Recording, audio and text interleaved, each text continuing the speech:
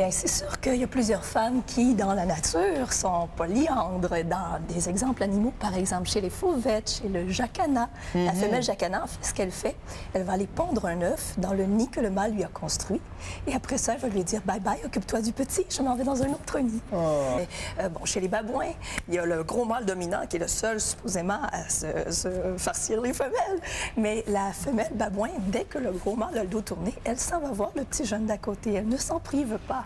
C'est un phénomène culturel. Bon, il y a certaines cultures chez les humains où effectivement c'est normal la polygamie, et pour les femmes et pour les hommes.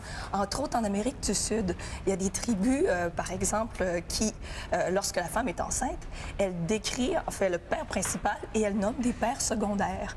Et si les pères secondaires acceptent la paternité, ça fait plus d'hommes à pouvoir subvenir aux besoins de la progéniture. C'est même, il y a les Indiens Canella d'Amazonie qui disent que mettre une femme enceinte, c'est une tâche tellement délicate et difficile que ça prend plus d'un homme pour la faire. Bon, on peut dire qu'il y a des fluctuations hormonales quand même chez la femme qui va l'amener à des états différents selon son cycle. Alors, il y a des études qui ont été faites sur son comportement en période d'ovulation. La femme aurait une tendance spontanée à aller regarder un petit peu ailleurs. Donc, il y a des exemples de comportements humains où, effectivement, la femme semble plus ouverte en période de fertilité. Et biologiquement, on aurait certaines fonctions qui seraient là pour agrémenter cela. C'est-à-dire, le sperme, là, n'est pas conçu pour être nécessairement un seul, unique type de sperme par personne. Il y a un avantage, en fait, pour la femelle, c'est qu'elle a plusieurs partenaires à choisir la meilleure fertilisation. Donc, ça va faire une progéniture plus vigoureuse, mais en meilleure santé. C'est prouvé, en fait, chez les lézards, chez les criquets, etc. Chez les humains, on n'a pas encore fait cette étude-là, mais chez les animaux, c'est possible de le faire. Les femelles qui ont plusieurs partenaires ont des descendants plus vigoureux, en meilleure santé. Et il semblerait que le sperme d'un homme ait, en fait, à peu près moins d'1% en fait de spermatozoïdes qui sont conçus pour courser vers l'ovule.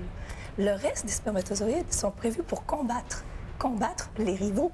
Les hommes pourraient semer à tout va et les femelles, finalement, en ayant plusieurs partenaires, pourraient choisir le sperme le plus vigoureux, le plus pertinent pour la descendance. Quand même, il y a un autre phénomène. Selon l'article paru dans le New Scientist, il semblerait que la femme, lorsqu'elle est en état d'excitation, aurait un rôle actif à jouer d'aspiration du sperme du partenaire qui l'a fait finalement, qui l'a rendue la plus heureuse, qui lui a donné le plus de plaisir.